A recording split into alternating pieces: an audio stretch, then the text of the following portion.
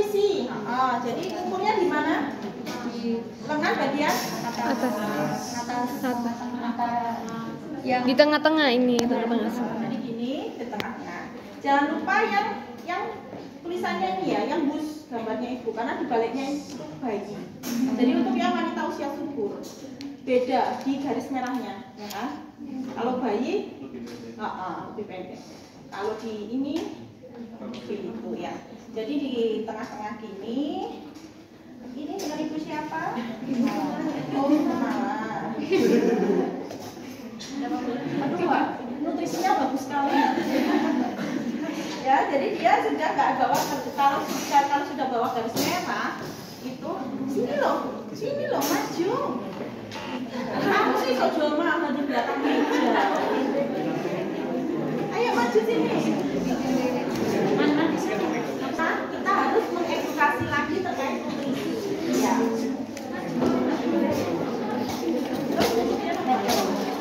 Medland sudah.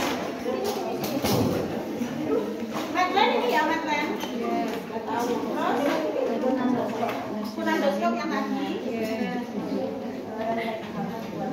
Lepedamus buat patella. Nah, sudah pernah praktikum pakai gambar, jadi nanti ini bisa untuk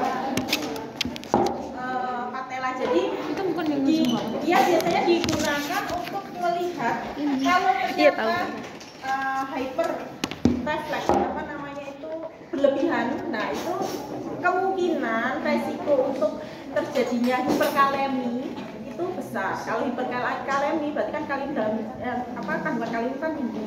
Itu kemungkinan terjadi hipertensi atau preeklamsi. Nah, resikonya tinggi. Tapi sekali lagi bukan menjadi diagnosa pasti ya. Karena kalau sudah dengarkan dulu. Karena kalau sudah dia preeklamsi itu ya pasti tandanya kalau nggak tensinya tinggi ya adanya protein uri, harus ada pemeriksaan lab baru diagnosa preeklamsi itu tegak ya. Tidak hanya dari edem, tidak hanya dari misalkan kan pemeriksaan itu kok hiperrefleks gitu enggak, tapi harus tetap ada pemeriksaan lab, pemeriksaan penunjang ya, hiperkalemi, pemeriksaan penunjang protein uri atau tensi darah, tekanan darah yang tinggi gitu. Terus alfimetri yang tadi ya, nih alfimetri yang tadi, terus Doppler sudah, sama gelnya ini ya, sudah jelas alat-alatnya. Alatnya lebih sedikit, relatif sedikit dibanding besok nanti kalian praktikum minggu depan yang APN. APN itu harus 59 langkah, harus muluk ya. Ya kan nggak mungkin kalian lahirkan plasenta duluan baru bayinya, kan ya enggak. Jadi kan harus 59 langkah itu harus cukup benar-benar sedikit. Nah terus kemudian kita ke jelaskan prosedur. Selamat pagi Bu Kumala, selamat siang Bu Kumala. Iya. Kakak juga boleh. Selamat siang Bu Kumala. Siapa? Iya. Kayak di Indomaret.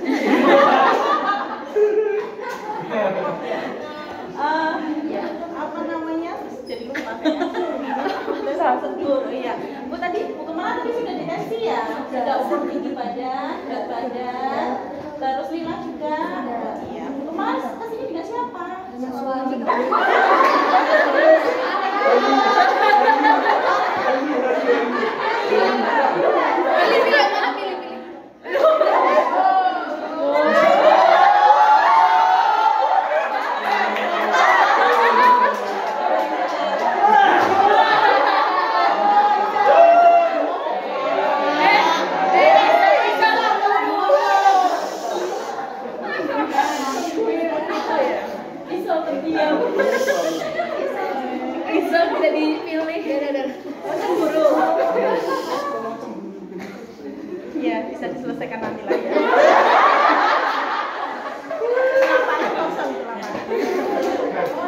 Terus habis itu sama suami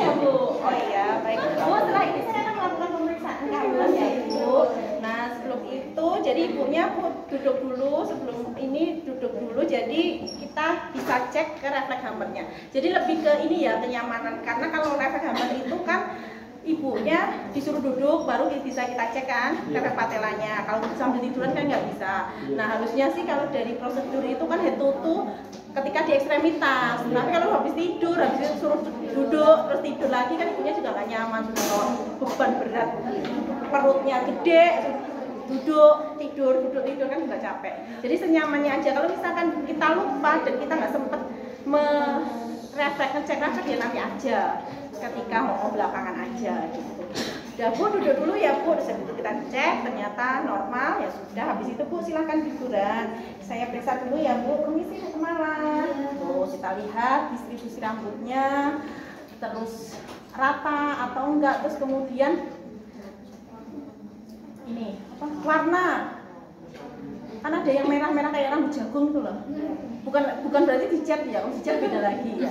Tapi ada kan yang rambutnya tipis ya kan, mudah patah. Nah, terus merah. Nah, itu kan kemungkinan malnutrisi juga ya kan. Nah, itu harus kita lihat juga. Kemudian konjungtiva, iterik, anemis.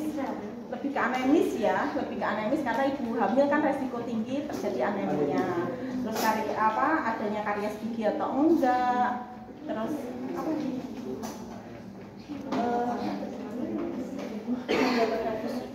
Oh masih ini. Oh iya deh harusnya pakai dulu ya. Iya. Maaf ya Bu, saya tutup dulu. Maaf ya Bu. Saya gimana? Sebelum ini kita harus menjaga privasi dulu. Ya. Maaf ya. Dari situ setelah itu apa? Setelah cuci tangan. Setelah itu apa lagi? Karies, terus apa lagi? Nyeri telan. Ada, ya wes. Ya, terus habis itu ke dada. Jantung ya seperti biasalah, inspeksi palpasi perkusi auskultasi, anggap aja nggak ada masalah ya, S1 S2 tunggal dan sebagainya kayak yang lainnya. Nah, sekarang kita fokus yang ke dada payudara. Bu, kemarin ini sih ya Bu, kemarin ya buka bajunya ya. Terus kemudian kita dada shock. Kita dada, kamu di sini, pasien kepalanya di sini. Terus habis itu payudara kita inspeksi, kita lihat putingnya menonjol atau enggak, terus areola menghitam kan, areolanya gimana? Menghitam terus lebar, lebar.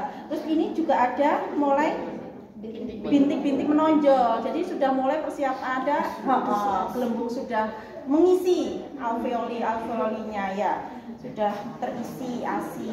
Terus kemudian habis itu kita tekan untuk mengecek ada polulusnya sudah keluar atau belum. Terus kemudian kita raba. Nah, kita raba itu untuk melihat bendungan-bendungan ASI. Jadi biasanya kalau sudah ASI kan agak besar, terus menegang gitu kan, terus gerjel-gerjel itu banyak apa pabrik-pabriknya itu sudah mulai terisi ASI.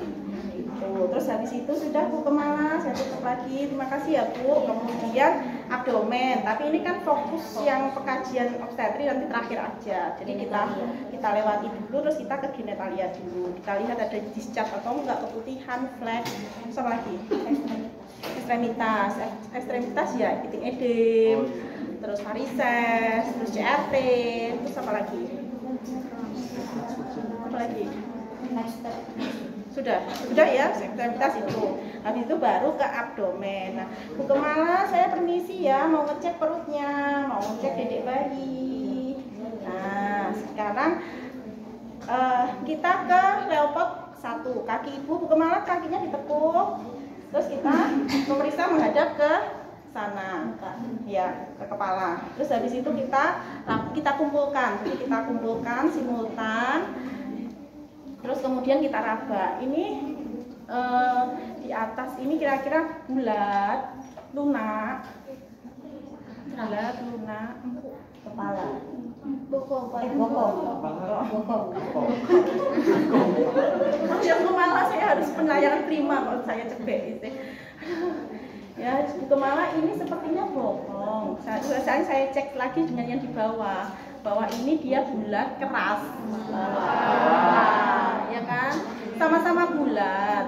Tapi kalau misalkan yang ini di atas itu lebih lunak, lebih empuk, nah itu berarti bohong. Nah, kok nggak yakin? Saya cek sama yang di bawah. Oh ya, yang di bawah itu lebih keras, berarti kepala. Nah, setelah itu bagian fundus sudah ketemu, kita ke TFU.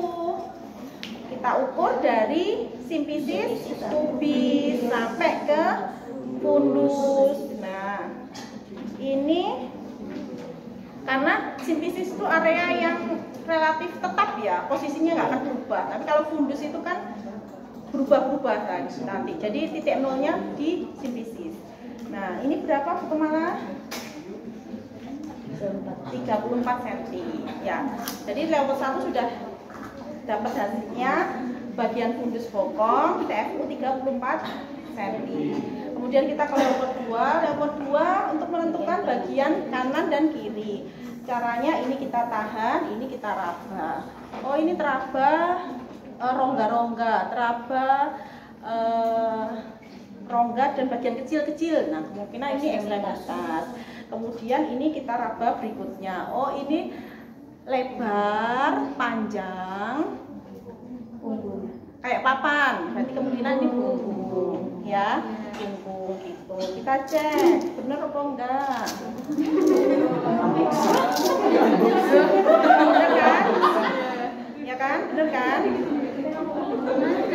Nggak bisa lihat. Iya kan? Ini kan baik rongga-rongga, bagian kecil. Nah, yang di sini yang di sini adalah punggung papan, kayak papan, ya? Ya, itu kan. Hati-hati, mahal, ini mahal.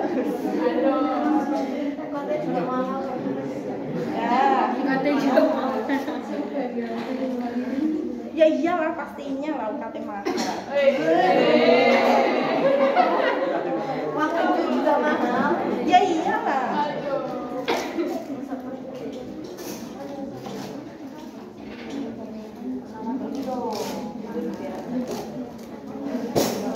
Ini hampir berapa M nih? Hampir sampai M apa? 700 juta, berapa ratus juta? Dan kita bisa pengadaan ketika ya kita jadi fakultas sendiri. Kan lebih independen ya. Kalau dulu kan ya. Terus apa lagi? Punggung puka ya, puka. Punggung kanan. Kalau ini puki, punggung kiri. Dari tadi saya lebih ketawa terus itu sama.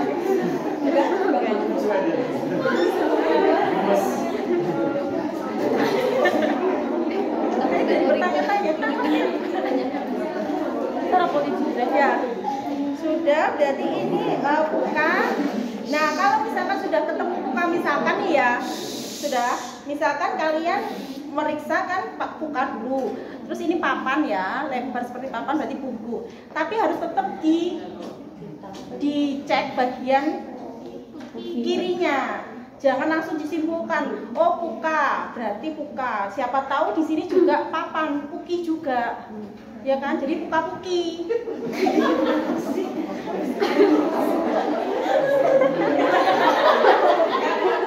Tidak apa-apa ya.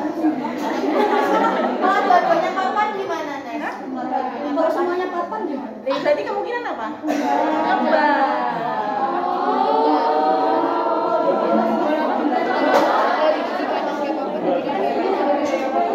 Beda lagi, nanti harus lewat pemeriksaan USG. Jadi kalau sudah ketahuan gemeli kembar ya berarti harus kita rujuk ke dokter spesialis. Sudah nggak bisa secara ini ya, mungkin bisa dengan DJJ dan sebagainya, tapi untuk pastinya kan tetap ke dokter spesialis atau pusat layanan yang ada fasilitas USG gitu ya. Kalian nggak capek duduk sini, tak duduk jongkok. Terus habis itu sudah muka. Terus habis itu kita dengerin DJJ. Ya, dengerin DJJ. Nah, caranya gimana? Kita dengerin, kita tempelkan, terus kita cek dulu. Kemala pinjam tangannya. Nah, kita cek kalau misalkan nadi yang kita dengarkan itu lebih cepat dari nadinya ibu, itu berarti benar punyanya bayi. Jadi habis sudah kita bunyikan, oh sudah benar, berarti sudah kita hitung selama 1 menit. Jangan lupa kita usahakan ketika mendengarkan itu melihat responnya ibu. Siapa tahu ternyata kita karena nggak denger ya, akhirnya ini secara refleks neken gini. Langsung kesakitan. Kita harus segera inisiatif membaca itu kan. Kalau misalkan kita dengernya gini, habis itu nggak denger itu. Nah kita nggak melihat ibu, padahal ibunya sudah kesakitan. Karena ibunya kadang sudah namanya bidan perawat itu tenaga kesehatan yang sangat dihormati gitu kan, yang mau nganut aja diem aja nggak bilang. Nah itu kan juga nggak baik. Jadi kita harus diusahakan menghadap ke ibu sehingga kita bisa membaca respon nonverbalnya itu seperti apa. Siapa tahu kita nggak dengar itu secara refleks, kita terlalu nekannya terlalu ini, itu jadi nggak nyaman. Jadi setelah itu bisa ini juga bisa setelah ketemu DJJ ini bisa kita lepaskan tangan kita, karena kadang itu apalagi kalau yang pakai yang stainless itu ya apa? Yang itu loh, gebreng itu loh, yang bunyi tang itu loh, itu kadang itu di sini kan ada nadi kita ya, nadi kita. Jadi kadang itu yang kedengaran itu nadi kita. Gini loh, pas kita dengerin gini itu kan ikut merambat di sini suaranya. Jadi kadang yang terdengar itu nadi kita. Jadi kalau bisa itu biar nggak rancu, biar nggak bias hasilnya, kita lepas terus gini. Dihitung 1 menit full. Coba dengerin.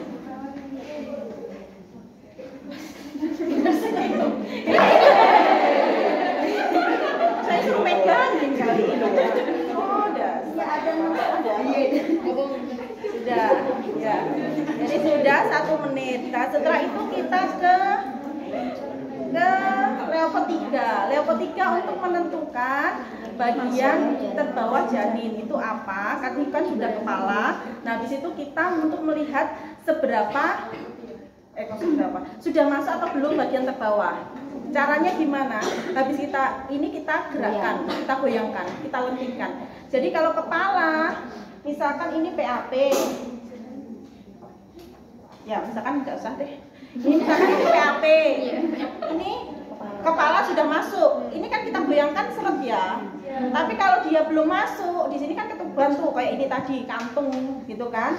Kita gerakkan sedikit aja kan sudah lenting, ya geraknya. Tapi jangan dioblek gitu ya. Maksudnya digerakkan dikit aja. Kalau dia sudah susah, mana sih ini langsung digerakkan. Kalau sudah seret ini ya sudah, anggap aja dia sudah masuk. Karena kan memang ini kan pemeriksaan ini ya secara apa ya, nggak bisa tepat juga. Baru nanti kalau USG itu baru lebih tepat kan. Tapi kalau sudah nggak bisa, oh ini kayaknya sudah masuk, ya udah anggap aja udah masuk. Ya, paham nggak? Gimana? Kalau masuk itu sudah PAP, lubang itu tadi, lubang yang apa? Tulang panggul, PAP, pintu atas panggul tadi masuk. Nah, otomatis kita gerakkan gini kan seret. Ya. Kalau dia belum masuk, otomatis kita gerakkan itu kan lenting sih. Lenting. Apalagi kan dia kantung tadi isinya air, ketuban kan, cairan ketuban. Kayak balon itulah, ya, balon. Terus habis itu sudah level 3 dia sudah masuk PAP, jadi kita gerakkan ini sudah nggak bisa, jadi sudah masuk PAP, terus kita bisa lanjut ke level 4. Kalau misalkan belum masuk, kita nggak usah lanjut ke level 4, karena level 4 itu untuk menentukan seberapa jauh masuknya. Kalau belum masuk ya nggak usah kan, iya nggak sih? Ya. Terus habis itu Bu, kemana kakinya diluruskan, terus habis itu kita menghadap ke kaki. Nah, ini untuk menentukan seberapa jauh masuk bagian terbawahnya tadi. Caranya ada 2, dengan sudut konvergen divergen sama perlimaan. Nah, caranya misalkan gini tangannya Bu Kemala. Nah, gem. Nah, misalkan ini kepala bayi. Ya, kalau misalkan dia masuk PAP itu kan simpisis pubis itu bakalan jendel apa ya, gandel gitu, agak besar. Jadi kan makanya kalau ibu sudah semakin tua itu kan jalannya agak mekeh-mekeh gitu, mekeh-mekeh karena bahasa saya kok sulit banget. Apa ya? Nggak tahu ya bahasa. Agak apa gitu loh kan? Ya kan, karena kan kepala bayi itu sudah turun banget, jadi sudah nggak ganjel. Kamu tahu ganjel? Kamu orang mana sih? Oh gitu. Jadi lu gue dong. Lu gue dong. Enggak. Terus habis itu sudah kan. Terus habis itu, nah ketika di bawah itu kan pasti ada ganjelnya gitu kan. Nah itu kita gini kan. Nah kalau misalkan sudut kita ketemu gini C kayak C gitu, berarti konvergen, berarti yang masuk itu baru sedikit.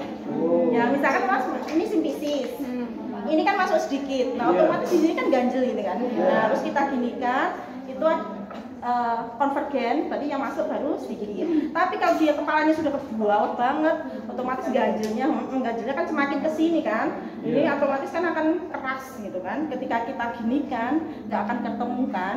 Itu adalah divergen. Divergen berarti sebagian besar sudah masuk. Paham atau enggak?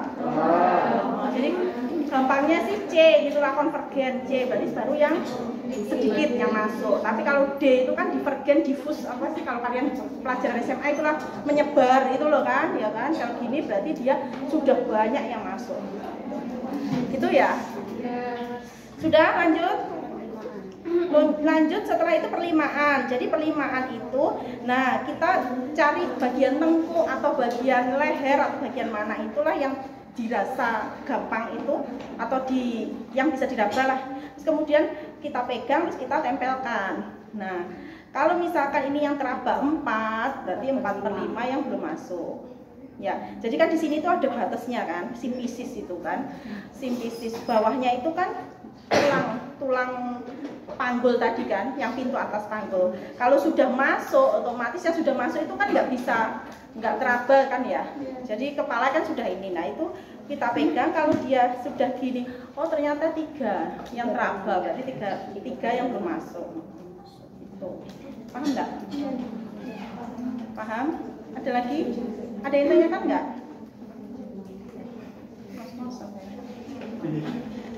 Ada yang tanyakan nggak? Jelas? Nah setelah itu kemudian lingkar perut, benar. Setelah itu lingkar perut pakai medline. Nah ini juga kalau misalkan miring ya Bu Kemala.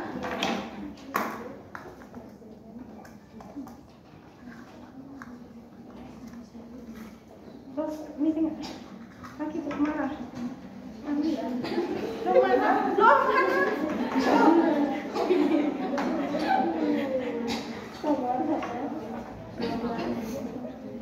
Nah, ini ya, terus melewati umbilikus. Nah, ini berarti 92.